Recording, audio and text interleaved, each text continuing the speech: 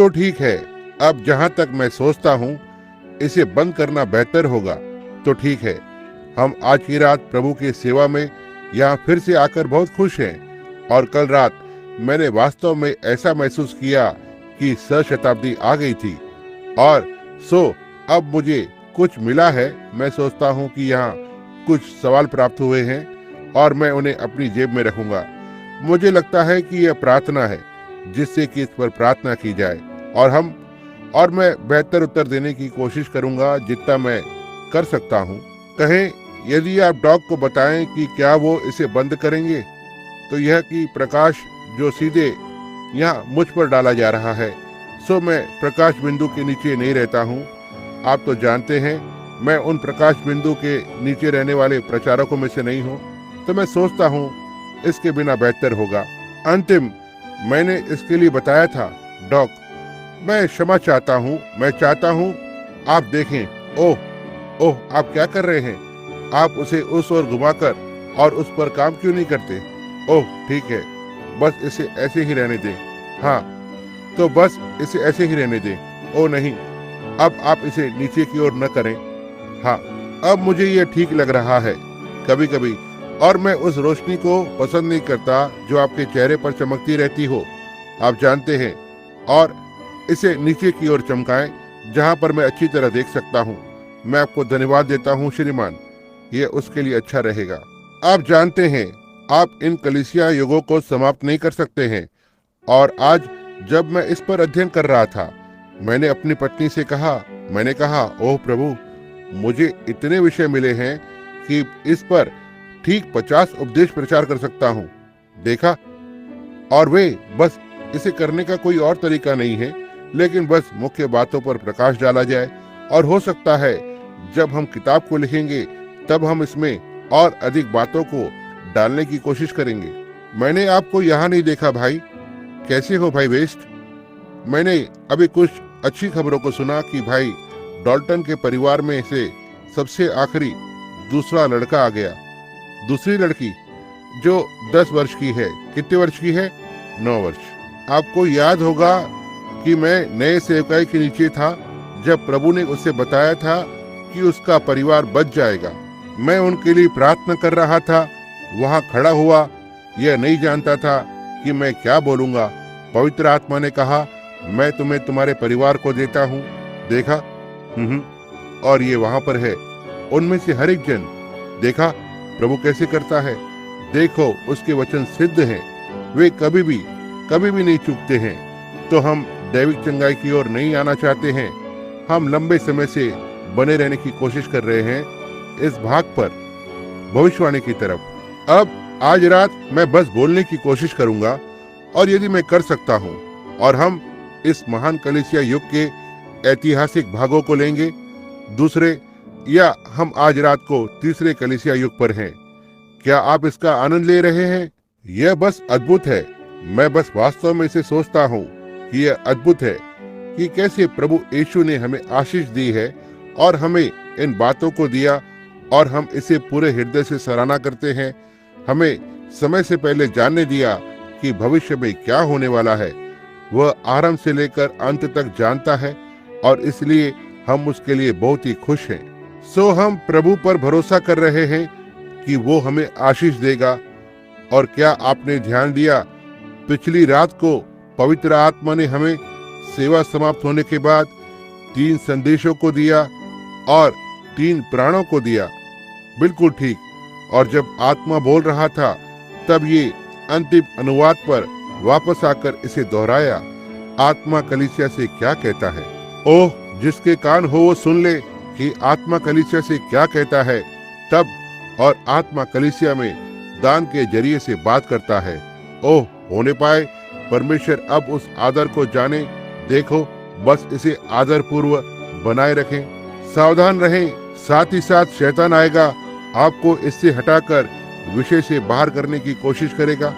निश्चय कर ले कि यह हर बार पवित्र आत्मा ही हो, और यदि यह पवित्र आत्मा है तो वह सीधे उस चीज पर बात करेगा जिस विषय पर बात हो रही है। यह कलीसिया की उन्नति के लिए हो, समझे? और फिर यदि आप उनके प्रति आदर पूर्व बने रहते हैं तो परमेश्वर आपको और अधिक देगा। देखो, बस अधिक से अधिक जोड़ते जाता है।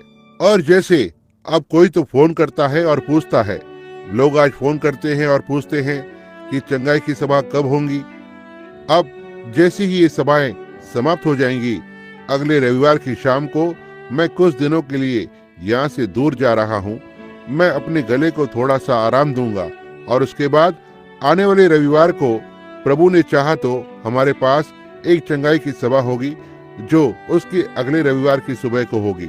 जो होगा मैं नहीं जानता हूँ वो कौन सी तारीख होगी, लेकिन यह एक सप्ताह के बाद होगा, जो 18 तारीख के रविवार सुबह के। क्या यह ठीक है भाई नेविल? रविवार की सुबह 18 तारीख को बीमारों के लिए प्रार्थना होगी। और इसमें जो यहाँ हमारे पास्टर हैं, मुझे उनके बारे में बहुत कुछ कहने का मौका नहीं मिला, लेकिन मैं आप सभी से चाहता हूँ हमारे पास्टर से मिलने की कोशिश करें। हमारे पास निश्चित रूप से मसीह में एक सच्चा भाई है। हम एक ऐसे भाई के होने के लिए खुश हैं जो पवित्रता के साथ मेथोडिस्ट अनुभव में से होकर लाए गए हैं। और हम सब, और मैं नेविल को जानते हैं, यहाँ हर कोई जानता है, कोई भी उसके जीवन पर उंगली नहीं उठा सकता है। वो पसंद नहीं करते हैं कि मैं ऐसा कहूँ, लेकिन फिर भी मैं अब एक छोटी सी गुलाब की कली को देने की बजाय उसके जाने के बाद उसे एक पूरा फूलों का हार दूंगा, समझे? और अब वो समय है। एक रात मैं कलीसिया से बाहर जा रहा था और किसी ने कहा, ओ भाई ब्रैनम, मैं निश्चय ही आपके उपदेश की सराहना करता हूँ। और मैंने कहा, आपका धन्यवाद। और उसी तरह कोई तो व्यक्ति दरवाजे पर खड़ा था। यह यहाँ भवन पर बहुत वर्ष पहले की बात है। एक सेवक ने कहा, ठीक है, परमेश्वर धन्य हो। मैं नहीं चाहता कि कोई मुझे यह कहे, समझे? उसने कहा, मैं चाहता हूँ सारी महिमा परमेश्वर को जाए। मैंने कहा, ठीक है, ये जाती है, देखा? और मैंने कहा, तो ठीक है, मुझे ये पसंद है। मैंने कहा, मैं वास्तव में इसे पसंद करता हूँ। और मैंने कहा, मुझे सच्चा बने रहना है। और उसने कहा, मुझे पसंद नहीं है कि लोग मेरे बारे में कहें, परमेश्वर धन्य हो। मैंने कहा, मेरे और आपके बीच में बस एक अंतर है, मैं इस बारे में ईमानदार रहता हूँ और आप नहीं। कोई भी पसंद करता है, यदि आप एक छोटे बच्चे को लें तो उसकी थोड़ी प्रशंसा करें, वह और बेहतर काम को करेगा, समझे? ये सही है, देखा? और परमेश्वर हमेशा ही वह अपने बच्चों को बताना पसंद करता है जब वह सही करता है। आप उन्हें बताना पसंद करते हैं जब वे गलत कर रहे होते हैं। तो जब वे सही कर रहे होते हैं तो भला उन्हें क्यों नहीं कहते, समझे? इसलिए मैं निश्चित रूप से भाई नेविल को इस भवन के इस झुंड के पास्टर होने के नाते परमेश्वर का धन्यवाद करता हूँ। और उस मनुष्य को देखकर मेथोडिस्ट के अनुभव से हैं, क्यों? बस जैसे कि वे गलत होटल में खाना चाहते हैं तो, लेकिन महान पवित्र आत्मा के जरिए से देख रहे हैं। और अब उन दानों में आते हुए और किस तरह से पवित्र आत्मा बिना रुकावट उनका उपयोग कर रहा है जब वो अपने मन का उपयोग नहीं करते हैं। आप एक ही लय के साथ उनके अनुवाद को देखें और वैसा ही उतार चढ़ाव, जैसे संज्ञा और सर्वनाम और इत्यादि, और इसका सही वापस से उत्तर देना। और ये छोटा भाई, मैं नहीं सोचता कि वह जूनियर जैक्सन है, तो ठीक है, मैं अभी भी जूनी कहूंगा। मैं जूनी जैक्सन के लिए परमेश्वर का धन्यवाद करता हूँ। निश्चित रूप से भाई को प्रभु की ओर से एक महान दान मिला है और बस हमेशा नम्र बने रहते हैं। अब कलीसिया में हर एक के पास कुछ करने के लिए है, लेकिन इसे किसी और चीज के लिए अलग न करें। इसे बाकी के कलीसिया के साथ मिश्रित होने दें। यह सारी चीजें परमेश्वर के लिए है, देखा, समझे?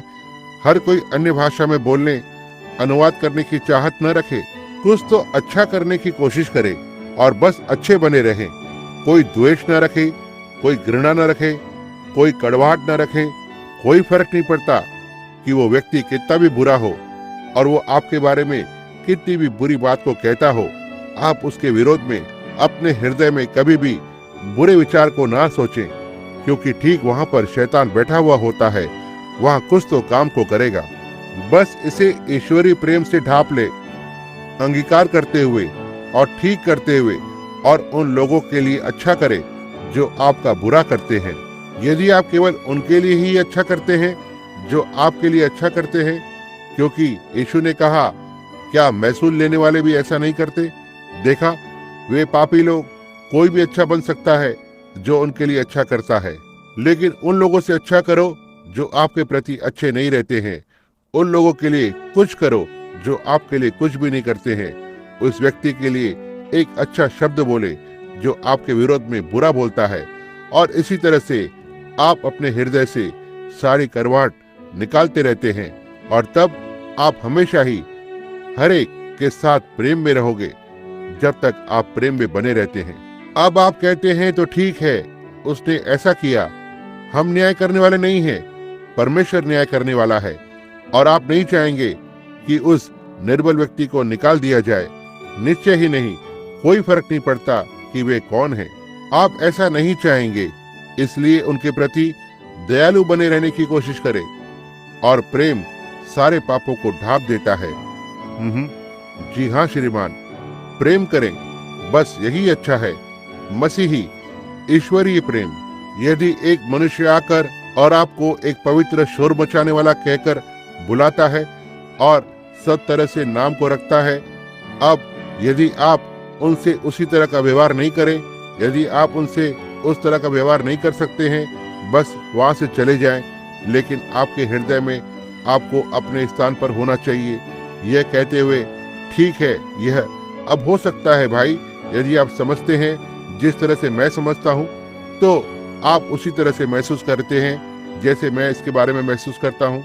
देखा, और बस उसके लिए वास्तविक मधुर बने रहें और इस तरह से आगे बढ़े, और यहाँ तक कि हम हो सकता है पूर्व से पश्चिम की तरह भिन्न हो, लेकिन इससे कोई फर्क नहीं पड़ता। जैसा कि मैंने एक रात को कहा, मेरा एक भाई था, वह एक ऊंचे कद का मनुष्य है, मेलविन। वह लंबा, उसके बाल भूरे रंग के हैं।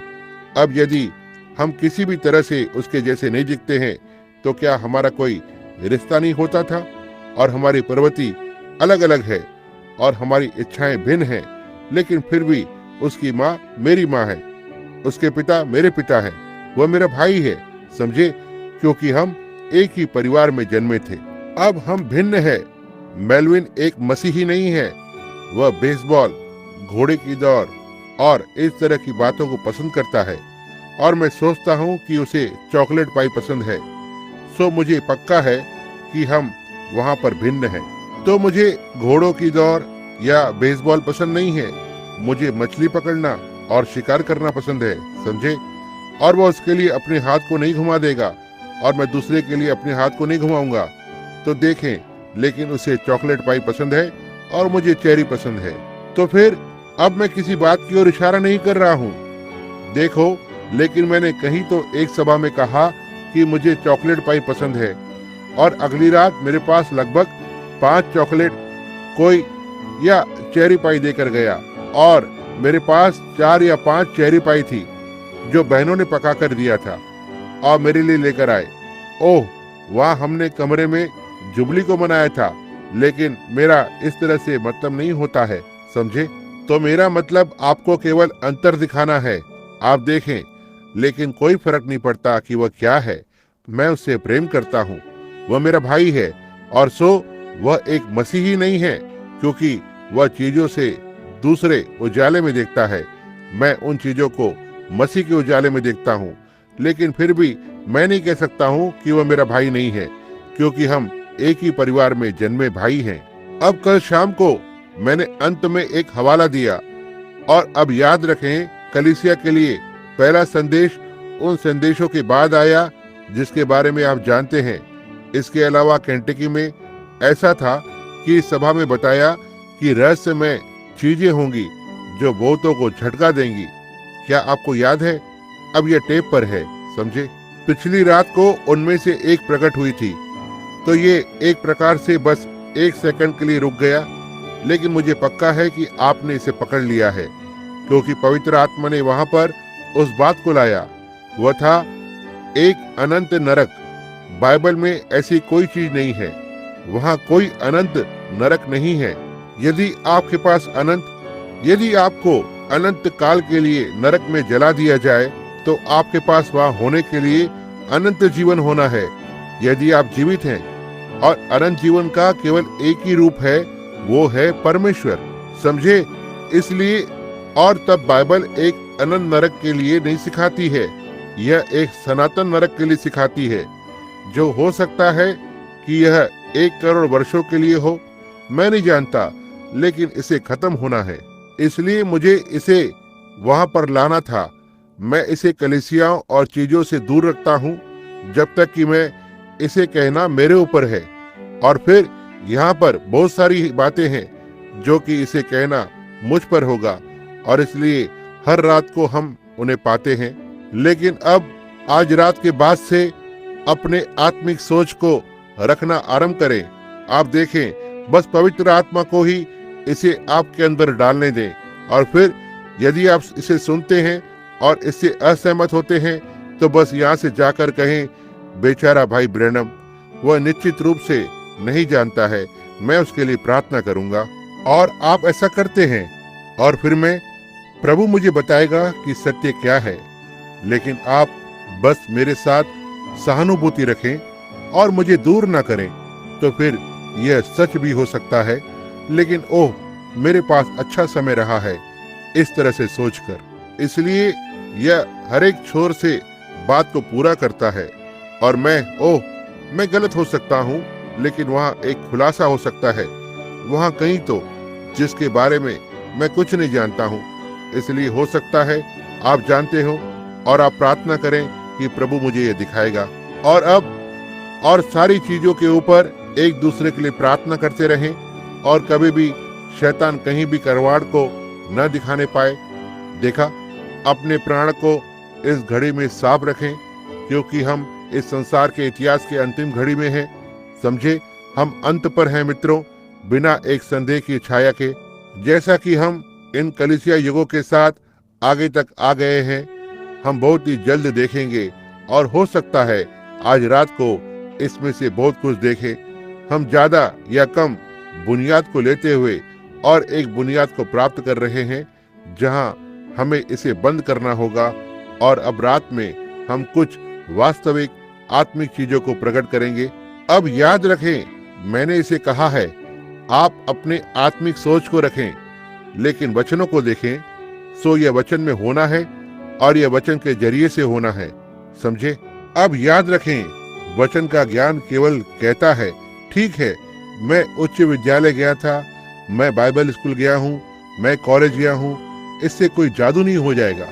सारे फरीसियों और सदुकियों ने भी ऐसा ही किया, और यीशु को लाखों मील तक जानने से चूक गए।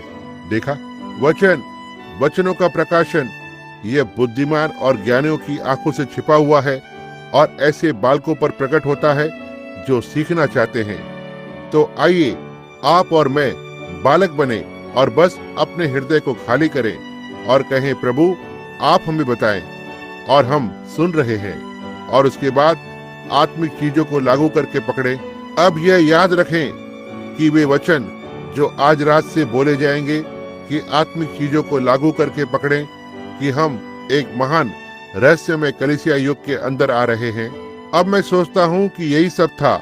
अब याद रखना, कल रात को हम प्रत्येक रात को दूसरे कलीसिया युग पर जाएंगे, और मुझे पक्का है कि हमारे पास कल बहुत समय हो सकता है इस पर पूरे दिन तक बताने के लिए, और फिर कल रात को भी।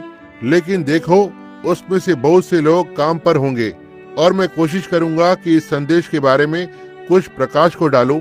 यहाँ पर जो प्रचार किया गया है उसकी मुख्य बातों को बताऊं, जिससे कि आप उनमें से किसी एक बात को लेकर और तब हम आगे बढ़ सकते हैं। इसे लेकर बताता रहूं, इतना तक वहाँ कुछ बताना न पड़े कि ये संदेश कहाँ पर जा रहा है। आप समझे? लेकिन और तब आप इसे घर पर अध्ययन करें, और मैं आपके लिए प्रार्थना करूंगा, और आप मेरे लिए प्रार्थना में रहना, और परमेश्वर हमें उसके विश्वास करने वाले बच्चों की नाई हमें एक साथ आशीष दे। अब हम आरंभ करने से पहले मैं सोचता हूँ कि यदि ये आपके लिए ज्यादा मुश्किल न हो तो क्या हम खड़े हो सकते हैं। और आप जानते हैं कि मैं खड़े होकर प्रार्थना करना क्यों पसंद करता हूँ। यीशु ने कहा, जब तुम खड़े होकर प्रार्थना करते हो तो प्रार्थना करना, हमारे पिता तू जो आसमान में है, फिर एक दूसरे को क्षमा करें। आपने देखा। और फिर गिदोन ने अपनी सेना को एक बार इस बात से चुना कि जिसने नीचे झुककर और सिर को झुकाकर और पानी को पिया, या वे जिन्होंने खड़े होकर और पानी को पिया। आप समझे? इसलिए वे जो लोग गिर गए, वे जो खुद को मूर्तियों के सामने दंडवत कर रहे थे, और वो जानता था कि वे जाने के लिए विवश नहीं थे, इसलिए वो जो खड़ा रहता, उनकी आंखें हर समय देखते हुए इसी तरह से हम करें, खड़े होकर और प्रार्थना करें।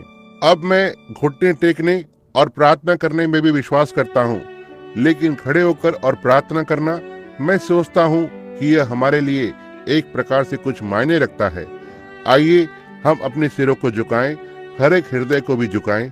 महिमा में स्वर्गीय पिता, जैसा कि अब हम पूरी तरह से आपके न्याय के सिंहासन की ओर बढ़ रहे हैं, और हम आपके पास मांगने के लिए नहीं आते हैं कि आप हमारा न्याय करें, क्योंकि हम सब नष्ट हो जाएंगे, लेकिन हम आते हैं विनती करते हुए, दया करें ओ प्रभु। आज रात हम पर आपकी पवित्र आत्मा को ढेल दीजिए, इसलिए नहीं कि हम योग्य हैं, बल्कि इसलिए कि हम अयोग्य हैं, और इसे समझते हुए और इसे पहचानते हुए, और हम अपने नाम से नहीं आते हैं, क्योंकि यह योग्य नहीं है। हमारा कोई न्याय नहीं है या कुछ भी नहीं है। हमारी अत्यंत धार्मिकता आपकी दृष्टि में मैले तितड़े के समान होगी। इसलिए हम नम्रता पूर्वक प्रभु यीशु के नाम से आते हैं, उसे हमारे सामने लाते हुए, जो उसकी वाचा का लहू है, इसे हमारे हृदय पर लगाते हुए और कहते हुए, परमेश्वर, हम पापियों पर दया करें, जो पीड़ा की घड़ी में दया की याचना कर रहे हैं, कि जब किसी दिन अंतिम उपदेश को प्रचारा जाएगा, तो हम नहीं जानते कि यह कब होगा। अंतिम बार वातावरण में एक चिल्लावट होगी, बंद बाइबल पुलपिट पर रखी होगी, हथियार ढेर हो जाएंगे और टप टप की आवाज हो रही होगी, सूरज डूब जाएगा। हे परमेश्वर, मुझे उस घड़ी में छुपा ले, हे युगों की चट्टान। और हम देखते हैं कि अब कोई बच निकलने का जरिया नहीं है, कुछ भी नहीं सिवाय आपके जरिए से। हम देखते हैं कि राष्ट्र टूट रहे हैं, हम बाइबल को पूरा होते हुए देखते हैं, हम इजराइल को जागृत होते हुए देखते हैं, हम कलीसिया के लिए संदेश को देखते हैं, हम घड़ी को बस लगभग पूरा होते हुए देखते हैं। उस समय पर वे महान बातें प्रकट हो जाएंगी और 7 मोहरें खुल जाती हैं। परमेश्वर, परमेश्वर, हे परमेश्वर, हम पर दया करें। हम दया के लिए विनती करते हैं, और आपके सेवक के रूप में मैं आज रात दैविक उपस्थिति में हर एक के लिए दया की विनती करता हूँ। परमेश्वर, होने पाए हमारे बीच एक भी व्यक्ति ऐसा न हो जिसके प्राण पर पाप हो, लेकिन होने पाए यह ठीक अभी प्रभु यीशु के लहू से साफ हो जाए, जिससे कि हम सभी आकाश के उस ओर, उस आनंदमय स्थान में मिल सकें। और जैसा कि मैं आज रात इस वचन की ओर बढ़ता हूँ, पिता, ओह मैं अयोग्य हूँ। परमेश्वर, हम में से कोई भी योग्य नहीं है। हम अंगीकार करते हैं कि हम कुछ भी नहीं जानते हैं पिता, लेकिन हम पूरी तरह से पवित्र आत्मा पर निर्भर हैं कि वह हमारे लिए प्रकट कर सके। जब हम हमारे मानसिक ज्ञान में से होकर खोलते हैं जो आपने हमें दिया है उस इतिहास की बातों से, तो होने पाए पवित्र आत्मा हमारे हृदय के लिए आत्मिक बातों को लागू करे, इसे प्रदान करे पिता, क्योंकि हम आप पर रुके हैं। यीशु, आपके पुत्र यीशु के नाम में, आमीन। बैठ सकते हैं। प्रकाशित वाक्य की किताब के 2 अध्याय में, और दूसरी कलीसिया है, 3 कलीसिया का युग है। आरंभ, मुझे क्षमा करें।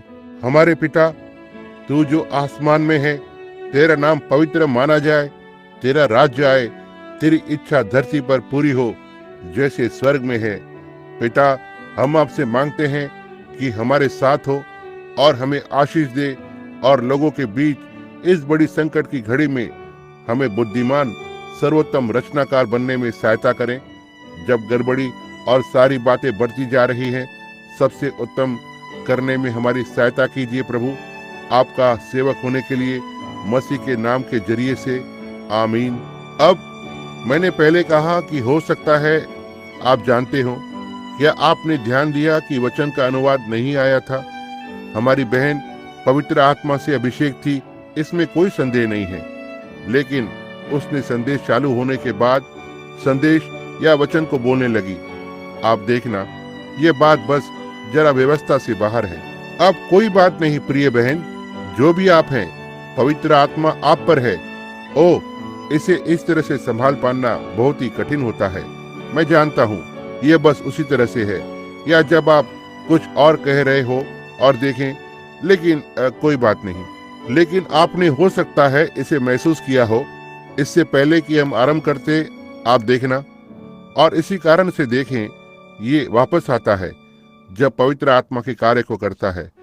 भविष्यवाणी करने वालों की आत्मा भविष्यवक्ताओं के अधीन होती है। आप देखना, ये आप हैं। अब हो सकता है कि पवित्र आत्मा आपको फिर से अभिषेक करे, तब मैं आशा करता हूँ वो करेगा। तब वो सभा समाप्त होने के बाद इसे करेगा, और आप देखना इसका अनुवाद आएगा। देखो, क्योंकि यह तब ठीक व्यवस्था में होना चाहिए। आप देखना, लेकिन हम अब यहाँ पर वचन की ओर बढ़ रहे हैं। देखो, तो अब यह वास्तव में परमेश्वर की ओर से था। यह वास्तव में था। मैं इसे विश्वास करता हूँ और पूरे हृदय से महसूस करता हूँ। तो मुझे लगा कि इसके पीछे अनुवाद आएगा। आप देखें, लेकिन पवित्र आत्मा, यह समय नहीं था। उसने कलीसिया के लिए बहन को एक संदेश दिया, लेकिन यहाँ पर जहाँ वो अपने संदेश के काम को कर रहा है, आप देखना, वो अपने आप से गड़बड़ी में नहीं लाता है। वह सारी बातों को व्यवस्था में रखता है। मुझे पक्का है कि हर कोई समझता है। आप देखना, ये सही बात है। अब प्रकाशित वाक्य की किताब में दूसरे अध्याय में से, और हम आज रात पिरगमुन युग के साथ आरंभ करते हैं 12वां अध्याय। अब पिछली रात को हमने 11वें पद पर छोड़ा था। जिसके कान हो वह सुन ले कि आत्मा कलीसियाओं से क्या कहता है। जो जय पाए उसको दूसरी मृत्यु से हानि न पहुंचेगी। अब पहले कलीसिया के युग में हम पाते हैं निकुलियों ने अंदर आना आरंभ किया था। परमेश्वर ने स्वयं को प्रकट किया। यीशु ने स्वयं को सर्वशक्तिमान परमेश्वर की नाई प्रकट किया, ना कि किसी और को, ना ही अंश अंश में, ना ही परमेश्वर को टुकड़ों में। वह अकेला ही परमेश्वर था। अब पिछली रात के कलीसिया युग में हम देखते हैं कि वह द्वार पर खड़ा हुआ था और उसने ये बातें कलीसिया को लिखी और उन्हें उनकी दरिद्रता के बारे में बताया। लेकिन उसने कहा कि वे इस निकलियों और इत्यादि जिससे उसने घृणा की थी, पिछली रात उन्होंने शहीदों का ताज पहना था। उसने उन्हें बताया, मृत्यु के निमित्त डरना नहीं कि वो उनके साथ होगा। और फिर उस अंत पर उसने कहा, वह जो जय पाए उसको दूसरी मृत्यु से हानि न पहुंचेगी। अब यदि एक मृत्यु आती है तो हम इसके बारे में जानते हैं, तब कहीं एक और मृत्यु को होना है, क्योंकि एक मृत्यु जो हम यहाँ इस देह में मरते हैं, दूसरी मृत्यु हम इसे आत्मा में मरते हैं, प्राण में। यह है, और वो प्राण जो पाप करता है वह निश्चय ही मर जाएगा। ये ऐसा मरना है, हर एक चीज से पूरी तरह से बाहर हो जाना। आप देखें, आप मृत्यु का मतलब होता है दूर उठा लिया जाना, इसे लेकर चले जाना, दूर छिपा देना। फिर जब हमारे प्रियजन मर जाते हैं तो वे अस्तित्व से बाहर हो जाते हैं। जहां तक हम जानते हैं हम उसे मृत्यु कहते हैं। लेकिन एक मसीही नहीं मरता है। कोई भी वचन ये नहीं कहता है कि एक मसीही मरता है, क्योंकि उसके पास अनंत जीवन होता है। जब एक पापी मरता है वह समाप्त हो जाता है और उसका प्राण अतः मर जाएगा। लेकिन जब एक मसीही मरता है तो वह बस यीशु के साथ फिर से वापस लौटने के लिए रुका रहता है। ओह, मैं आशा करता हूँ कि मेरे पास आज रात का समय है उस दर्शन के अंत में जाने के लिए, जहाँ हम वापस आएंगे और आप इसे देखेंगे किस तरह यह उसी चीज को दूसरी मृत्यु में लाता है, उसी अध्याय पर जिस पर आज रात हम हैं। आगे उसी बात को बताता है, और यहाँ क्या ही एक सुंदरता से इस बात को लागू करना है।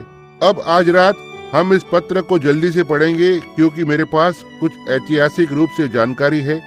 हम पहले इसे लेना चाहते हैं और कोशिश करेंगे कि आपको ज्यादा लंबे समय तक नहीं रोके रखें। अब इन सभाओं के समाप्त होने पर कभी भी मैं इसे बहुत जल्दी पढ़ता हूँ, यदि आप इससे संबंधित बातों को लेना चाहते हैं तो यहाँ भाई मर्सियर के पास ये सारी बातें हैं। मैं इन सब बातों को लिखकर सीधे उनके हाथ में सौंप देता हूँ और वो आपको दे सकते हैं, क्योंकि वो इसे किताब पर लिख रहे हैं। वो आपको कोई भी चीज दे सकते हैं, तो आप उस पर चाहते हैं तो ये ठीक होगा भाई मर्सियर।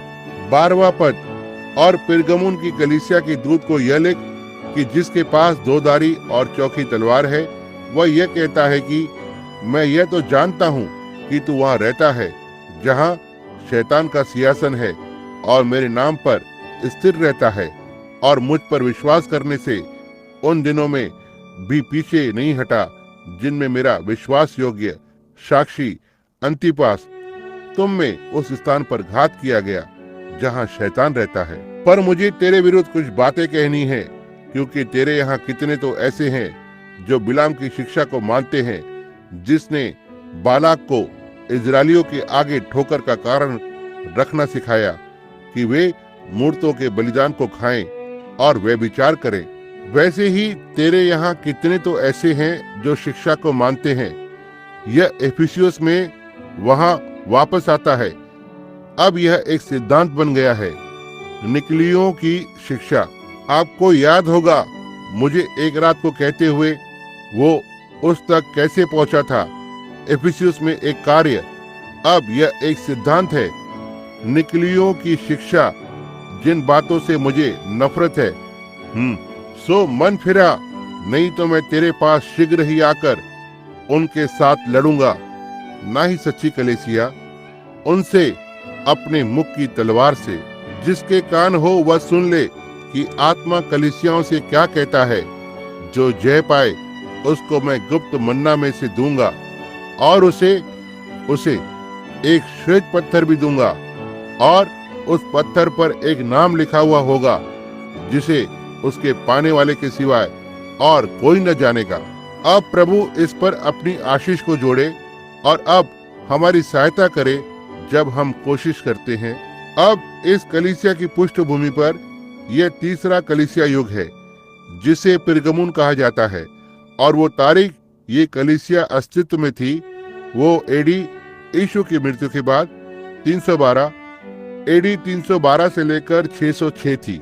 वो जो युग था झूठे सिद्धांत का, शैतान के झूठ का, पोप के कार्यकाल शासन की बुनियाद का, और राज्य और कलीसिया से विवाह का। जो इनाम था छिपा हुआ मन्ना, एक सफेद पत्थर, और वो तारा, इस युग का दूत। यह सब जो पवित्र आत्मा के द्वारा मुझे करने को लगाया। मैंने संत मार्टिन को लिया है। यह वो प्रकाशन था जो मुझे इस पर दिया, क्योंकि उस समय के दौरान अन्य संतों को पढ़ रहा था, तो मैंने संत मार्टिन को लिया, क्योंकि वो एक धर्मी व्यक्ति था। मेरी राय में वह संत पैट्रिक की तुलना में 10 गुना अधिक प्रेरित था। अब संत पैट्रिक संत मार्टिन का भांजा था। संत मार्टिन की बहन संत पैट्रिक की माँ थी, और संत मार्टिन निश्चय ही वह संत पैट्रिक का मामा था। अब उसका जीवन काल एडी 315 से लेकर 399 तक था। अब यहाँ पर वो कारण है जो मैंने उसे उस दिन के अन्य संतों से अधिक प्राथमिकता दी, क्योंकि जिस तरह से उसने अपने आप को संगठित किया था और परमेश्वर की प्रेरणा के नीचे। मैं विश्वास नहीं करता हूँ कि अब कैथोलिक कलीसिया ने उसे संत की उपाधि नहीं दी। वे उसे पहचान नहीं पाए, और यही वो दूसरा कारण है कि मैंने उसे चुना। हाँ, और ये सब जो हम देख रहे हैं, इसके पास आत्मिक सेवकाई थी जिनको आरंभ की कलीसिया ने ठुकरा दिया। निकलियों की कलीसिया ने उससे मुंह मोड़ लिया, क्योंकि इन बातों की वजह से वे आत्मिक थे। और जैसा कि मैंने यहाँ चित्र बनाया है, कलीसिया को दबोचा जा रहा है, और निकोलियन की शिक्षा ज्यादा संख्या में लोगों के पास थी, और सच्ची कलीसिया कुछ ही संख्या में थी, जो हमेशा से रहा है। और जैसा कि मैंने आरंभ से कहा, यह यीशु ने कहा था, डर मत छोटे झुंड, यह तुम्हारे पिता को भाया है कि तुम्हें राज्य को दे, इसलिए मैं राज्य को आत्मिक राज्य पर लागू करता हूँ। और हमारे पास एक आत्मिक राज्य है और हम इस बात के लिए बहुत ही खुश हैं। और इस राज्य में एक राजा है, याद रखें वह संतों का राजा है। वे जो संत हैं वह उनका राजा है जो उनकी अगुवाई करता है। संत मार्टिन का जीवन, जो कलीसिया के युगों में किसी से भी सबसे महान चमत्कार से भरा हुआ जीवन है, वह संत पौलुस से होते हुए आगे तक वह सबसे आत्मिक मनुष्य था। वह था उसके अद्भुत कार्य में से जो एक पहला कार्य था, वह आरंभ से एक सैनिक था, मैं सोचता हूँ। और फिर एक दिन वो वहां से गुजर रहा था और वहां कोई तो था, एक मनुष्य पड़ा हुआ था ठंड में और कपकपा रहा था, और सभी लोग जो चाह रहे थे या इच्छा नहीं थी, लेकिन वे उस मनुष्य की सहायता कर सकते थे, वे वहां उसके पास से ऐसे ही गुजरने लगे जैसे उन याजक और लेवियों ने अच्छे सामरिया में किया।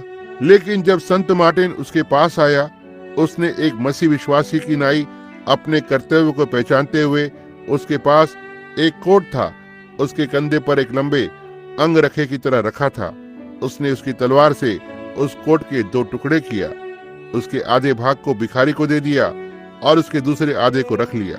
और उस रात उसका जीवन कार्य आरंभ हुआ, क्योंकि उसे दर्शन में यीशु मसीह दिखाई दिया, उसी वस्त्र में लिपटा हुआ जिसे उसने 2 भाग करके आधा काटा था, जो वचन को पूरा करता है कि तुमने जो मेरे इन छोटे से छोटे में से किसी एक के साथ किया, वो मेरे ही साथ किया। सो इसे एक सीख के लिए ले लेना, जो कुछ भी आप किसी के लिए करते हैं, आप उसे मसीह के लिए करते हैं, बस याद रखें। अब आप आइए इसे एक साथ कहें, जो भी आप दूसरों के लिए करते हैं तो आपने मसीह के लिए किया है। इसलिए कोई फर्क नहीं पड़ता कि वह आपके बारे में क्या सोचता है, यह तो ऐसा है कि आप उसके बारे में क्या सोचते हैं। देखो, यह आपके लिए आशीष को लाता है। यह उसका पहला अद्भुत कार्य था और उसकी सेवकाई का आरंभ था। इसे बताने के लिए बहुत कुछ है, मेरे पास समय नहीं है, इसलिए मैं आपको कल रात को और हर रात को फिर से चाहता हूँ, इसलिए मैं आपको लंबे समय तक रोके नहीं रखना चाहता। तो ठीक है, अगला अद्भुत कार्य जो मैंने आज रात को बोलने के लिए चुना, वह पूरी तरह से मूर्ति पूजकों को नष्ट कर रहा था और वह दृढ़ता पूर्वक रोम कलीसिया के विरोध में था। वह उन सारी पहली कलीसिया के रोम के बिशपों से पूरी तरह से असहमत था। वे संसारिक और इसी तरह से इत्यादि होते जा रहे थे और वह उनके विरोध में खड़ा था। वह निश्चित रूप से उनके विरोध में था। यह एक अद्भुत बात थी कि वो यहाँ तक इस तरह के समय में रहता था। अब लेकिन वो एक दिन पागान मूर्ति पूजकों के वृक्ष वाटिका को नष्ट कर रहा था और एक पागान वेदी को फाड़ रहा था, और पागान की वेदी के पास एक पवित्र पेड़ लगा हुआ था और वो इस पेड़ को काट रहा था, और बहुत से वहां खड़े होकर इस बात पर क्रोधित हो रहे थे। उसने कहा, यदि मैं परमेश्वर का जन होऊंगा, जिस तरफ वो पेड़ का झुकाव है वहां मुझे बांध दो और मुझ पर वो पेड़ गिरने दो।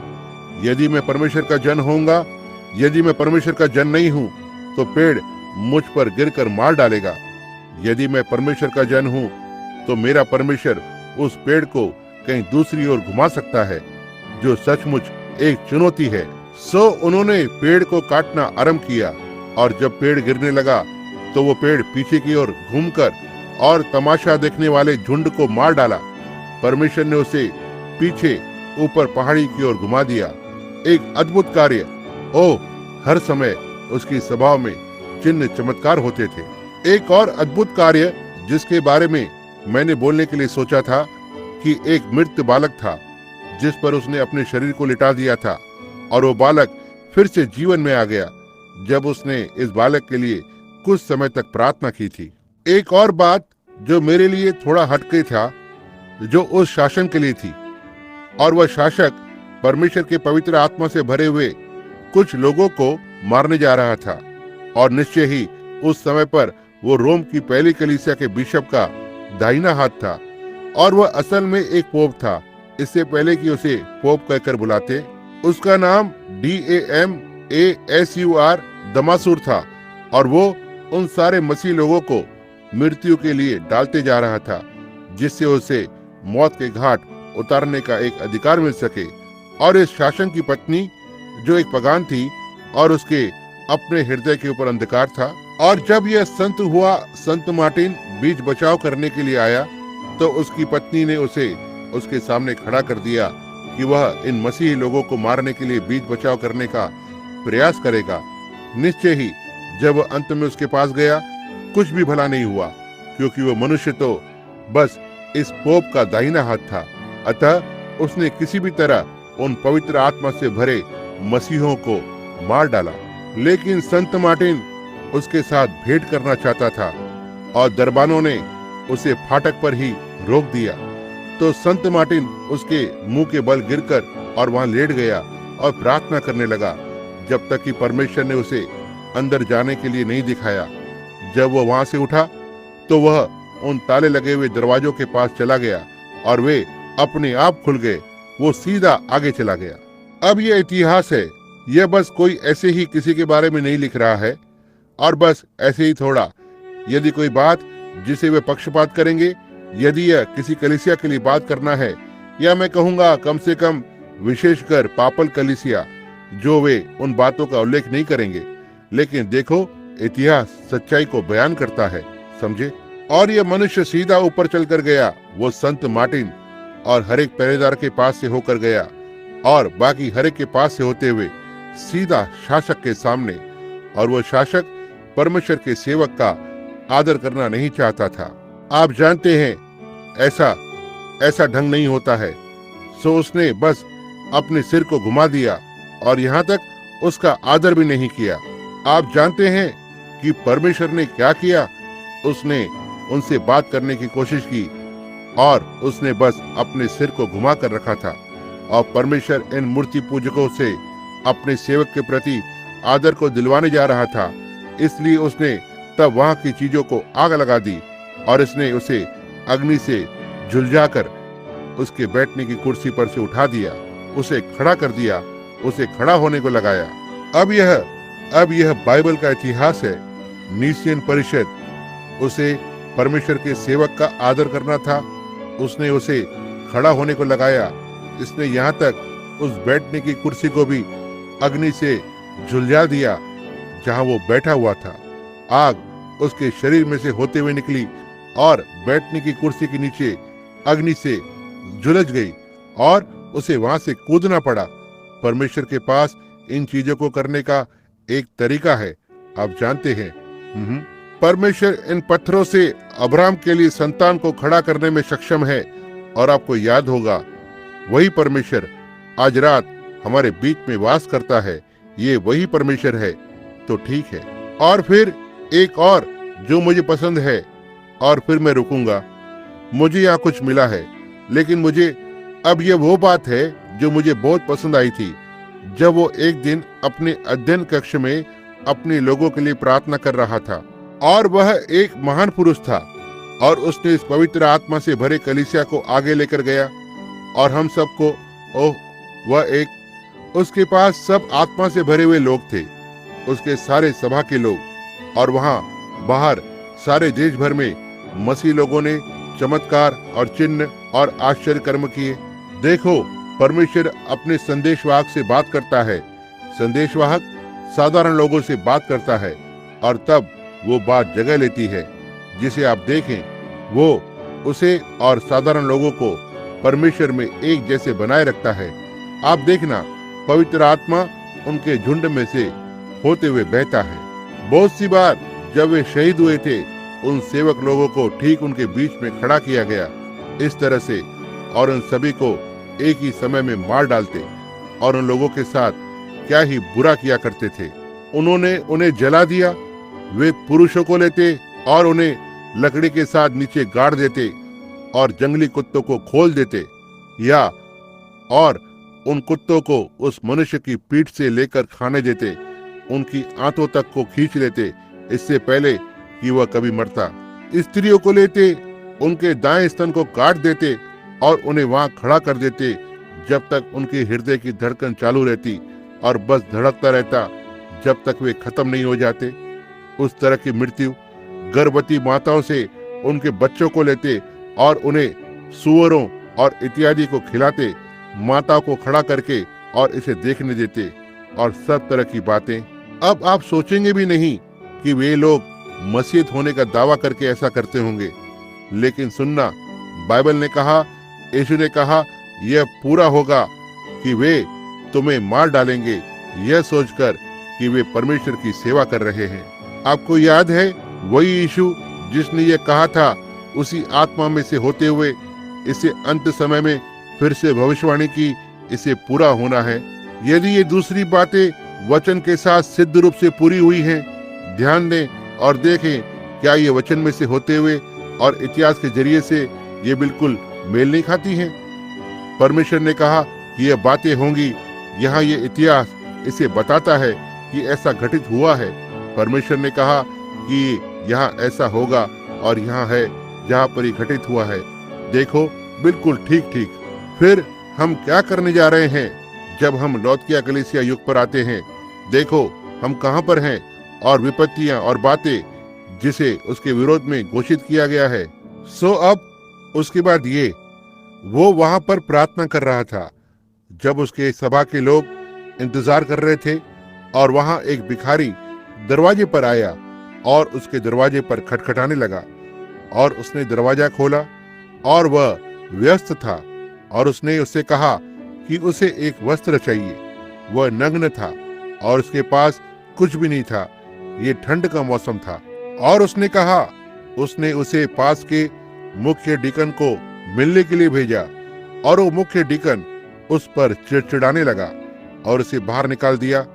और जब उसने ऐसा किया तो वो यहाँ वहां जाकर और फिर से वापस आकर और उसने संत मार्टिन से कहा कि उस डीकन ने उसे बाहर निकाल दिया। और इसलिए तब उस समय पर यह मुख्य डीकन वापस आ गया और उसे कठोरता से कहा कि आपकी सभा के लोग आप पर रुके हुए हैं, आप उन्हें इंतजार करवा रहे हैं। लेकिन वह प्रार्थना में था। वह बेहतर होता कि प्रार्थना में बना रहे जब तक वो बाहर जाने के लिए परमेश्वर की अगुवाई को महसूस नहीं करता। और यह भिखारी वापस दरवाजे पर आता है और संत मार्टिन अपने खुद के अच्छे वस्त्रों को उतारकर और भिखारी को देता है और उस मुख्य डीकन के पास जाकर और दूसरे वस्त्रों को लेकर और उसके लिए लाने को कहता है। इसलिए कुछ भी हो, उसे एक वस्त्र को लाना ही था और इसे संत मार्टिन को देना था। और उसने अपने अच्छे वस्त्रों को पहनने की बजाय लोगों के सामने कम वस्त्र पहन कर रखे थे। देखें, ये बस यही दिखाता है, जो आपके पास सबसे अच्छा है उसे दे, अपने जीवन को दे, अपना समय दे, सब कुछ मसीह को दे।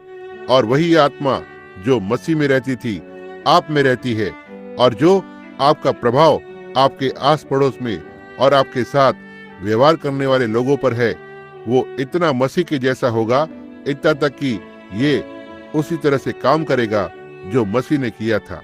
अतः यह बात पूरी हो जाएगी कि वे लोग परछाई में पड़े हुए थे और चंगे हुए थे। यह सही बात है, बस उनके आसपास इतनी अधिक प्रेम की सामर्थ होती है। और उन्होंने यह कहा कि जब संत मार्टिन प्रचार कर रहा था, उसके बाद जब वो बाहर आया, वो कम वस्त्रों को पहने हुए था, तो सारी सभा के लोगों ने उसके चारों ओर प्रकाश की एक चमक को देखा। देखो, क्योंकि उसने सही काम को किया था। हमेशा ही सही करें जो परमेश्वर के प्रति आपका कर्तव्य है। सही सोच को रखें, यह अपने आप के प्रति आपका कर्तव्य है और आपको अच्छा बनकर सामने आना होगा। यह सही बात है, आपको बस ऐसा करना है। अब हम आज रात आरंभ करना चाहते हैं ताकि आज रात इसे समझाने की कसौटी तक लेने का प्रयास करूं, क्योंकि यह यहाँ पर बहुत गहराई से व्यवहार कर रहा है। अब पेरगमुन की कलीसिया के दूत को यह लेख कि जिसके पास चौकी तलवार दो धारी है, वह यह कहता है कि अब मैं आपसे चाहता हूं कि ध्यान दें कि वह आज रात फिर से अपने आप का परिचय दैविकता में दे रहा है। हर एक कलीसिया उसकी महिमा में अवस्था में से एक थी, वो एक जिसके पास 12 तारे थे। मेरा मतलब उसके हाथ में 7 तारे थे। वह जिसके पास 2 धार वाली तलवार है। देखो, कुछ तो और है। वह जिसके पीतल के पांव है, आंखें जो एक आग की ज्वाला है, वह अपने आप का वापस उसी दैविकता में परिचय दे रहा है।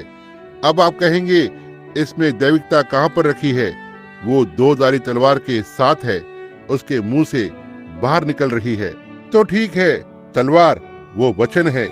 इब्रानियों 4 हमने इसे आरंभ में लिया था जब हम उसकी दैविकता को बता रहे थे। वो तलवार हम इब्रानियों 4:12 में पाते हैं, जो थी परमेश्वर का वचन, दो धारी तलवार से भी तेज था। क्या यह सही है? यह परमेश्वर का वचन था। क्या यह वही है? अब देखो, आप इन अनुवादों को पकड़ें, अब उस वचन को समझे। संत यूहन्ना 1, आदि में बहुत पहले वो वचन था जिसने आकाश और पृथ्वी को बनाया। क्या यह सही है? और वचन परमेश्वर के साथ था और वचन दैविकता था, और वो दैविकता देहधारी हुई और हमारे बीच में रही। क्या यह सही है? वचन देहधारी हुआ और हमारे बीच में डेरा किया, और यहाँ पर वो खड़ा हुआ है, वो एक जो आदि में है, जो पिरगमुन की कलीसिया के दूत को यह कहे, उससे यह कहे, मैं परमेश्वर का वचन हूँ। ओह, हम उसे प्रकाशित वाक्य में देखते हैं, उसके परिधान के साथ जो लहू में डूबा हुआ है, उसके सिर पर मुकुट है, सफेद घोड़े पर सवार है, और उसकी जांघ पर लिखा है परमेश्वर का वचन। ओह, मैं ये पसंद करता हूँ, वो वचन है, परमेश्वर का वचन। तो तब हम इस दैविकता को आरंभ में देखते हैं, स्वयं का परिचय देते हुए, वह वचन है। अब यदि वो जीवित वचन है, तब ये बाइबल पर जो लिखा हुआ है, यह उसका भाग है। तो यदि आप इसे ग्रहण कर सकते हैं, उसी में जो वचन है, यह वचन विश्वास के द्वारा आपके अंदर आता है, इसे जीवित बनाता है। क्योंकि ओह, इसे पकड़े, वो वचन आपके अंदर आता है। यदि पवित्र आत्मा वहां पर है, तो यह जीवित हो जाता है जैसे ही ये अंदर आता है, और हर एक प्रतिज्ञा सच है, कुछ नहीं। इसलिए यदि तुम इस पहाड़ से कहो हट जा, और अपने हृदय में संदेह न करो, क्योंकि क्या आप वो बोलती हुई दैविकता है, आप इसे विश्वास करते हैं? बाइबल ऐसा कहता है, और जो कुछ भी आप कहते हो वो पूरा हो जाएगा यदि आप संदेह न करें। यदि आप संसार की सभी बातों को आप में से बाहर निकाल सकते हैं, तो पवित्र आत्मा आपको एक पूर्ण परमेश्वर के पुत्र या कन्या बनाता है। ना ही कोई संसार है, ना ही कोई दोष है, ना ही कोई संदेह है। तो फिर ये क्या है? यह अब आप नहीं है, यह आप में परमेश्वर है। तब आप उसका वचन लेते हैं, यह एक प्रतिज्ञा है, और कहते हैं, पिता, यह आपकी प्रतिज्ञा है। शैतान, कुछ तो आगे होना है। देखा, समझे? अब आप इसे नहीं कर सकते हैं जब तक कि परमेश्वर आपको प्रकट नहीं करता है कि तब वो वास्तविकता क्या होनी चाहिए। देखा, फिर जब आप जानते हैं कि वह वास्तविकता क्या होनी चाहिए, तो आप यीशु के जैसे कह सकते हैं, वह वो वचन था। क्या यह सही है? और फिर भी यीशु, वो मनुष्य, वो भवन, उसने कहा, मैं कुछ नहीं करता जब तक पिता मुझे पहले नहीं दिखाता है। फिर यह उस वक्त तक वचन नहीं होता है जब तक कि आपके लिए प्रकट नहीं बन जाता। आपने इसे समझा? कोई आश्चर्य नहीं कि लोग कहते हैं, चिन्ह चमत्कार के दिन बीत गए हैं, वचन उनके लिए प्रकट में नहीं आया है। कोई आश्चर्य नहीं कि वे पवित्र आत्मा में विश्वास नहीं करते, वचन उनके लिए प्रकटीकरण में नहीं आया है। कोई आश्चर्य नहीं कि वे यीशु मसीह के नाम में बपतिस्मा के प्रकाशन को नहीं देख सकते हैं, वचन अभी तक उनके लिए प्रकटीकरण में नहीं आया है। और फिर भी उनके पास बताने के लिए एक भी वचन नहीं है। वचन में ऐसा कोई स्थान नहीं है जहां किसी को कभी भी किसी अन्य तरीके से बपतिस्मा दिया गया हो। पवित्र आत्मा के बारे में बाइबल ने कहा, कोई भी मनुष्य यीशु को मसीह नहीं कह सकता है, केवल पवित्र आत्मा के द्वारा। और फिर लोग कहते हैं कि वे विश्वास नहीं करते, पवित्र आत्मा सही है। देखा, देखिए, ये उनके लिए नहीं है। यीशु ने कहा, कोई भी मनुष्य मेरे पास नहीं आ सकता है जब तक मेरा पिता उसे पहले न खींचे। और वे सब जो पिता के पास थे, भूतकाल मुझे दिया है, वे मेरे पास आएंगे। ओह, क्या ये सुंदर नहीं है? उन सबको जिसे पिता ने मुझे दिया है वह मेरे पास आएंगे। उनमें से कोई भी नष्ट नहीं होगा विनाश के पुत्र को छोड़कर। और वह उसी उद्देश्य के लिए जन्मा था और मैं उसे अंतिम दिन में फिर से खड़ा करूंगा। ओ प्रभु, वहां जहां हमारे नामों को मेमने की किताब में डाला गया दुनिया की नींव से लेकर, क्या ये सुंदर नहीं है? हम भला कैसे संदेह कर सकते हैं? हे परमेश्वर, हमारे बीच से संदेह को दूर कीजिए। बस हमारे दीन मानवीय हृदय का खतना करें जब तक कि हम सबके बीच में कोई संदेह नहीं हो। यही मेरी प्रार्थना है। बस हर एक संदेह को दूर करे प्रभु। मैं मधुरता नम्रता पूर्वक जीऊं और धरती पर एक परमेश्वर के मेमने की नाई चलूं। मैं वैसे चलूं जैसे वो चला, मैं वैसे बोलूं जैसे वह बोलता है। मेरा उद्देश्य उसके उद्देश्यों की तरह हो। मुझे दूसरे लोग मुझ में यीशु को देखने दो। मैं अपने आप को खोकर और इसे देखूं। प्रभु, आप में ऐसा ही है। मैं बस अपने आप को खोकर और इसे आप में पाऊं। बस मसीह के अंदर इतना छिप जाऊं जब तक वहां संदेह के लिए कोई स्थान न हो, केवल वो जो कहता है। अब यहाँ से बाहर जाकर और मत कहना परमेश्वर की महिमा हो, हालेलुया, परमेश्वर की स्तुति हो। आपने देखा कि मैं क्या कर सकता हूँ, परमेश्वर की महिमा हो। आपने इसे अभी तक नहीं पाया है। उसने इसे इस तरह से नहीं किया, नहीं अपनी छाती को तानकर और कहा हो, देखा मैं क्या कर सकता हूँ। जी हाँ श्रीमान, मैं ऐसा ही नहीं। उसने किसी भी बात के लिए कभी भी अपनी बड़ाई को नहीं लिया। उसने परमेश्वर की बड़ाई की और नम्रता पूर्वक और मधुरता से चला। एक ऐसा वातावरण उसके आसपास होता था यहाँ तक कि लोग उसके आसपास रहना पसंद करते थे, केवल उसके शत्रु। और उसने उन्हें इतना प्रेम किया, इतना तक वो उनके लिए लगातार हर समय प्रार्थना किया करता था। और वह आपके लिए उदाहरण था, मेरे लिए उदाहरण था, दूसरों के लिए करना जैसा कि उसने हमारे लिए किया। अब हम यहाँ फिर से ध्यान देना चाहते हैं दूसरे पद में, जो कि 13वां होगा। मैं तेरे कामों को जानता हूँ और कहाँ तू वास करता है, यहाँ तक कि शैतान का आसन और मेरे नाम पर स्थित रहता है, और ना ही मुझ पर विश्वास को अस्वीकार करने। देखो, वे वहां रह रहे हैं जहां शैतान का आसन है, और अभी भी वे यीशु के नाम को लेते रहते हैं। देखा, और मेरे विश्वास को अस्वीकार नहीं किया। उसने उन्हें किस तरह का विश्वास दिया है? पेंटिकॉस्टल विश्वास। आरंभ में उनके पास वहां एक निकलियों का विश्वास था, जो एक संगठित कलीसिया और इत्यादि है। वे एक कलीसिया को बना रहे थे जो संगठना के नीचे अस्तित्व में आ रही थी। लेकिन उसने कहा, तुम मुझसे दूर हो, तुमने इससे घृणा की, और वैसे ही मैं करता हूँ। और तुमने मेरे नाम को इनकार नहीं किया है। तुम उनके छोटे छोटे पुराने धर्म संप्रदाय और इत्यादि के पीछे नहीं गए। तुम ठीक सीधे मेरे नाम पर बने रहे, और तुम्हारे लिए अभी भी मेरा विश्वास है जैसा कि यह आरंभ में था। ओह, मैं इसे पसंद करता हूँ। और मुझ पर विश्वास करने से उन दिनों में भी पीछे नहीं हटा। मैं सोचता हूँ कि आप उसका ANTIPAS अंतिपास उच्चारण करते हैं, जिनमें मेरा विश्वास योग्य साक्षी अंतिपास तुम में उस स्थान पर घात किया गया जहाँ शैतान रहता है। मैं वहाँ बस 1 मिनट के लिए रुकूंगा। शैतान का आसन।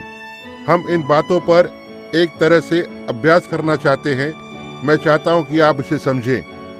सुनिश्चित करें कि अब आप समझेंगे। शैतान आसन। अब परमेश्वर उत्पत्ति में घोषित करता है कहां पर शैतान का आसन था, और वह बाबुल में था। यह हमेशा ही शैतान का आसन रहा है, और प्रकाशित वाक्य में यह वही बात थी।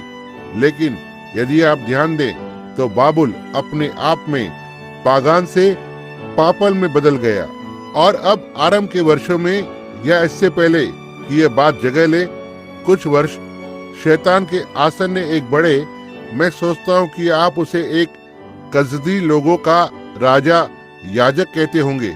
बाबुल के याजक पद ने अपने आसन को बदल दिया जब फारसी उसके पीछे लगे हुए थे, और उसने बाबुल को छोड़ दिया।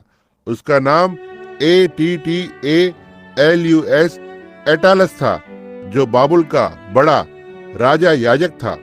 जब फारसी अंदर आ गए और बाबुल के ऊपर अधिकार किया, कसदियों को बाहर भगाया, एटालस जो उनका राजा याजक था भागकर और पिरगमुन में अपने आसन को ले लिया। शैतान का आसन है जहां तुम वास कर रहे हो, इसे समझे। अब यही कारण है कि मैंने पीछे जाकर कलीसिया के इतिहास से इस इतिहास को उठाया, जहां देखने के लिए कि क्या बात ने जगह ली थी। जब उसने कहा तुम वहां वास कर रहे हो जहां शैतान का आसन है, मैंने सोचा ठीक है, एक निश्चित चीज कहां पर हो सकती है, शैतान का आसन।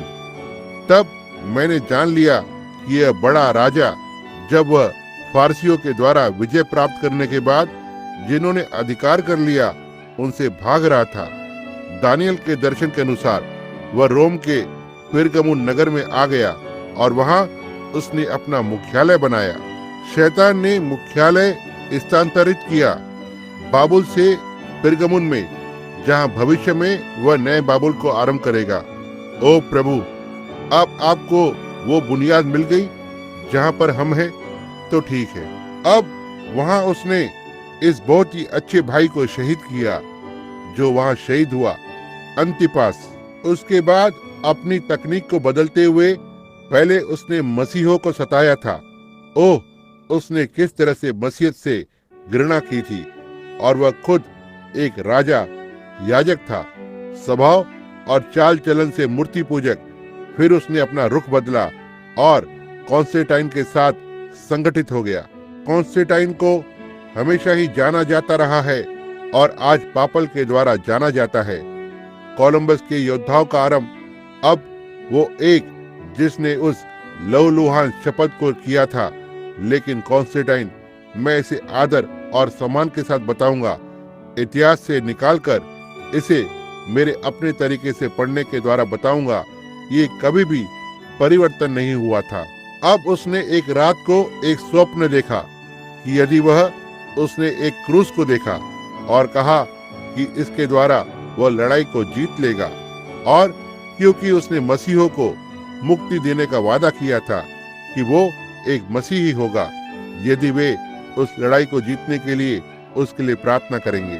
और मैं वहां पुल के पास खड़ा था कि जहां पर वो उनके पुल के दूसरी तरफ सो रहा था।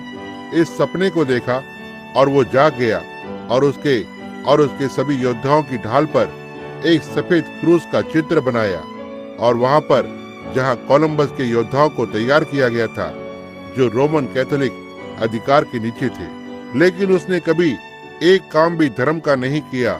केवल एक ही चीज जो उसने कभी की थी, उसने उसे इतिहास में लिखा था जैसा कि मैंने कभी देखा है।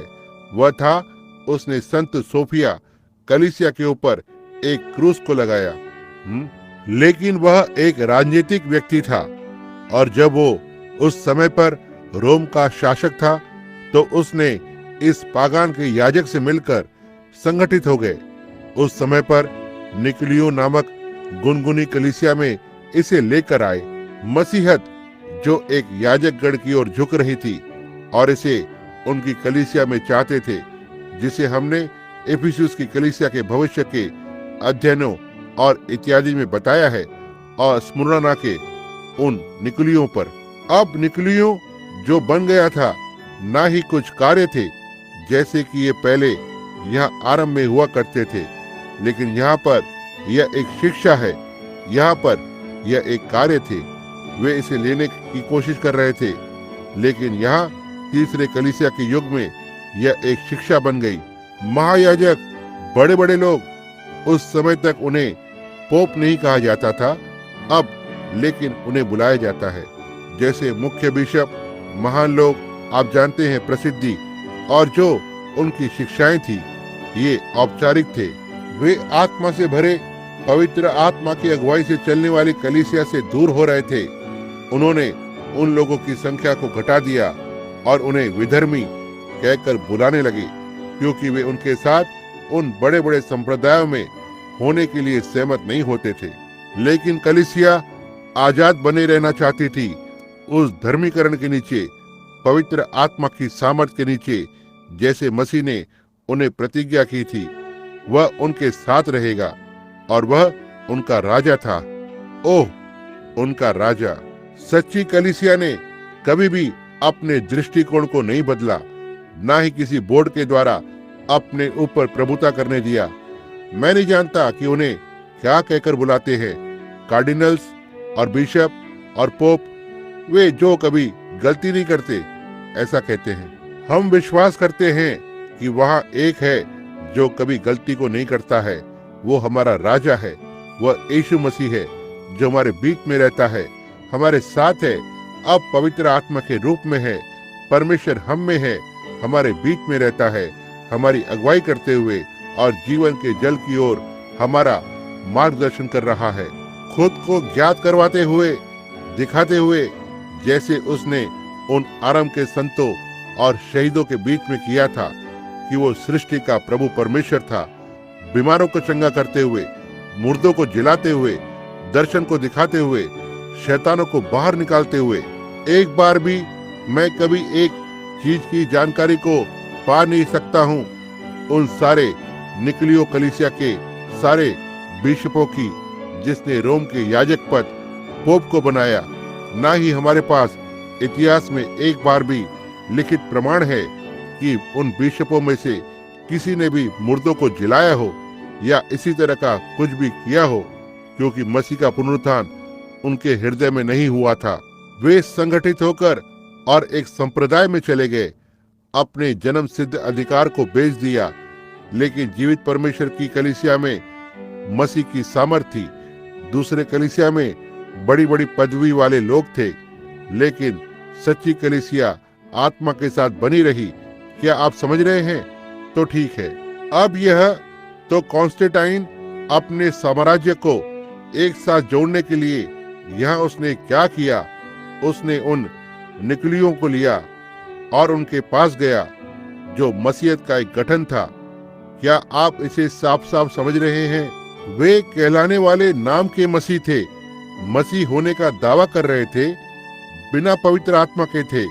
ओह, काश ये आपके हृदय के अंदर चला जाए, जिससे कि आप इसे कभी ना भूलें। समझे, ये मसीही लोग थे, सांप्रदायिक मसीही।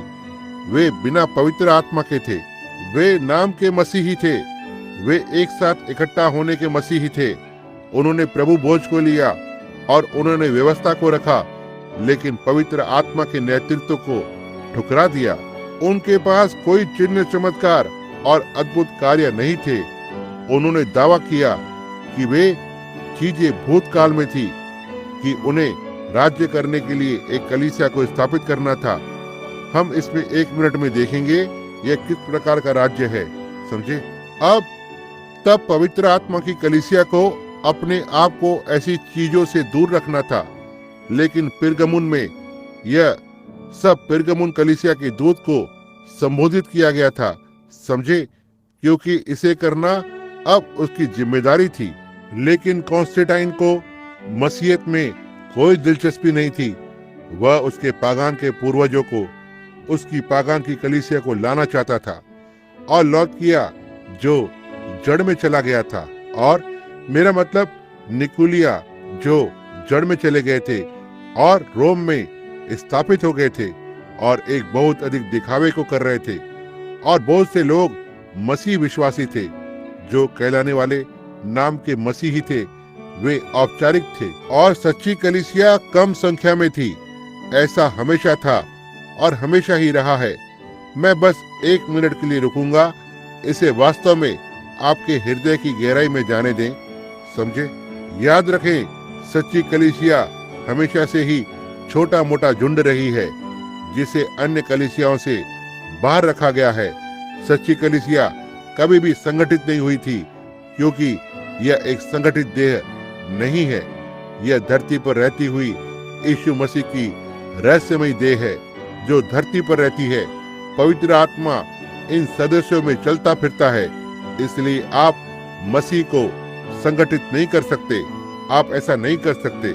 मैं चाहता हूँ कि आप इस पर बने रहें अब उस लौदकिया युग के लिए और इसे याद रखें और इसे अपने पास रखें। मेरे द्वारा बोले जाने वाला हर एक शब्द इस टेप पर है और अब याद रखें, इसे मन में रखें।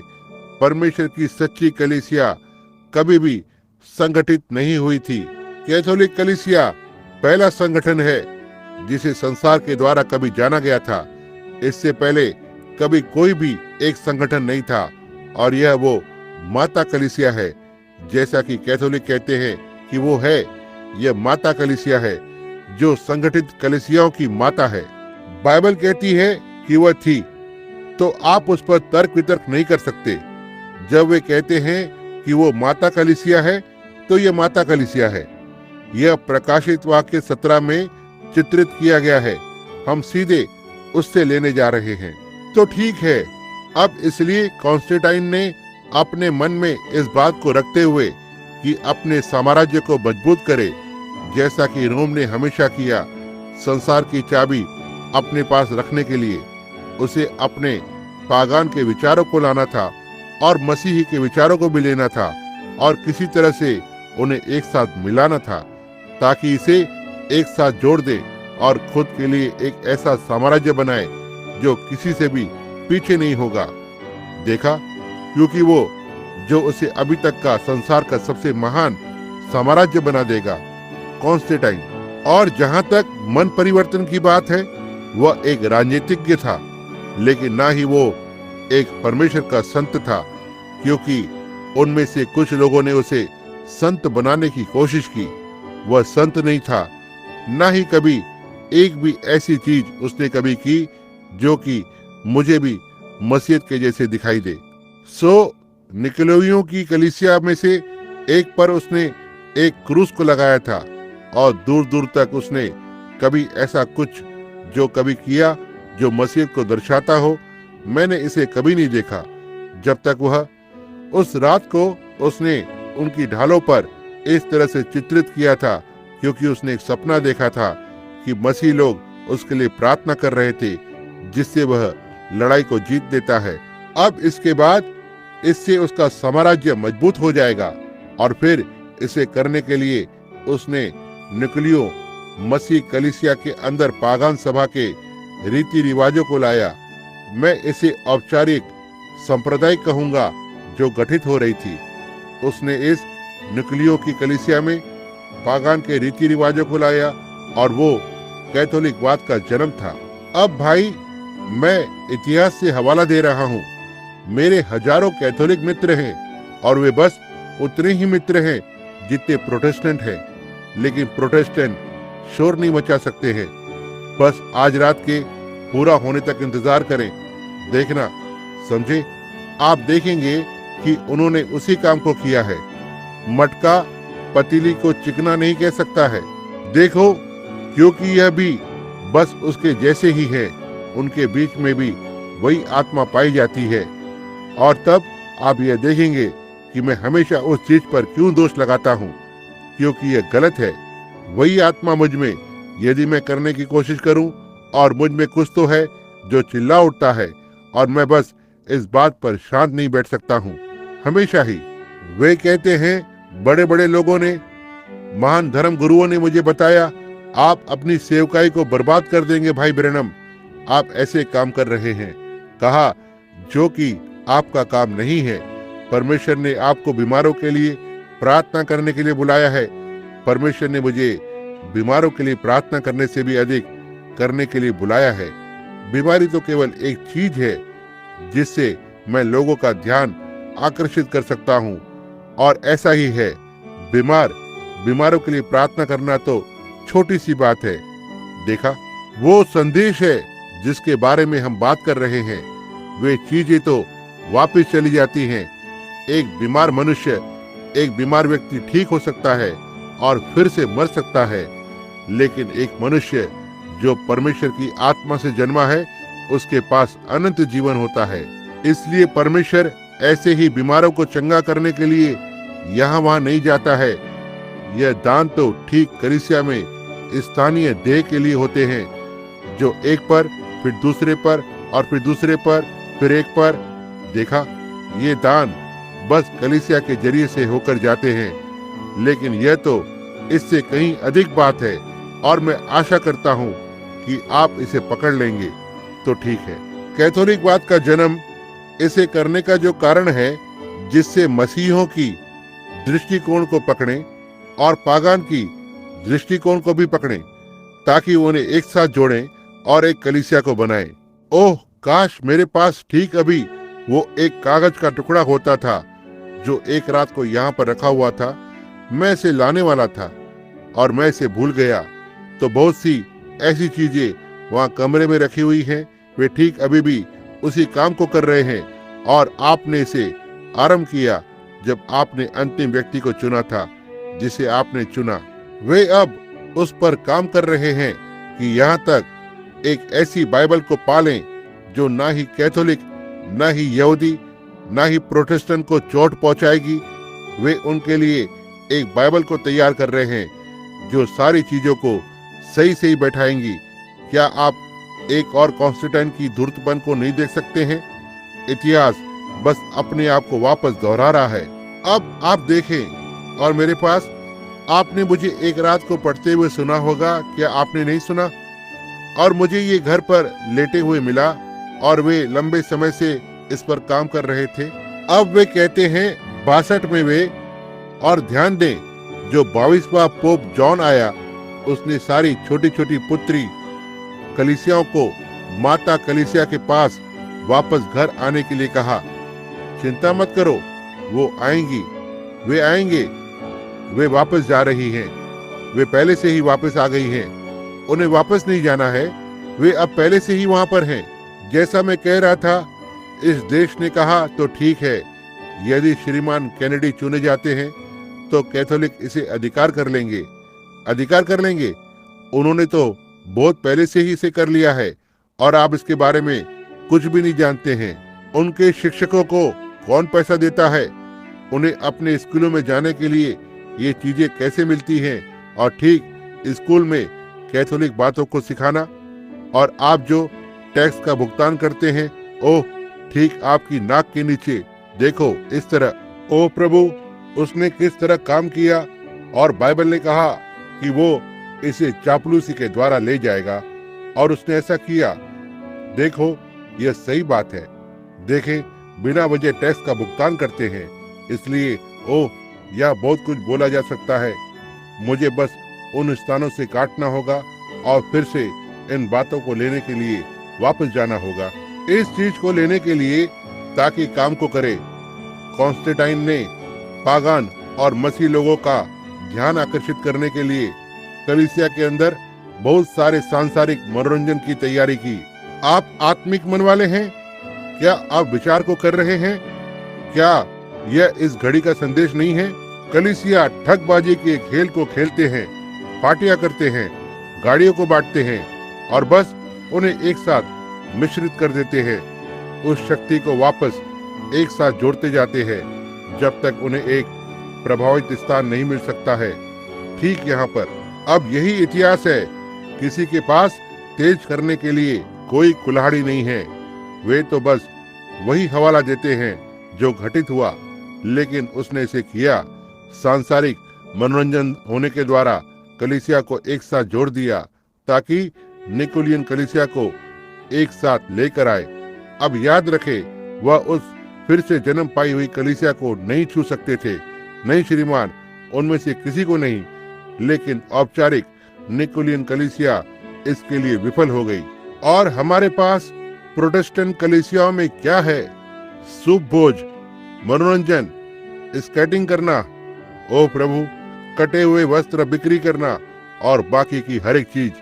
देखें, अब आप जानते हैं कि यह सच्चाई है तो ठीक है।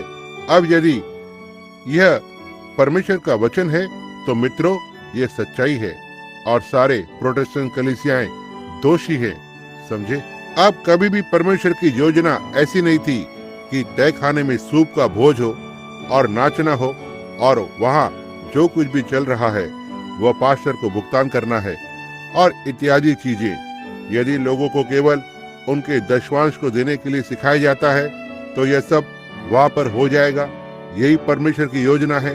लेकिन परमेश्वर के पास एक योजना है, लेकिन मनुष्य अपनी खुद की योजना को बनाना चाहता है, परमेश्वर की योजना के साथ मिश्रित करते हुए।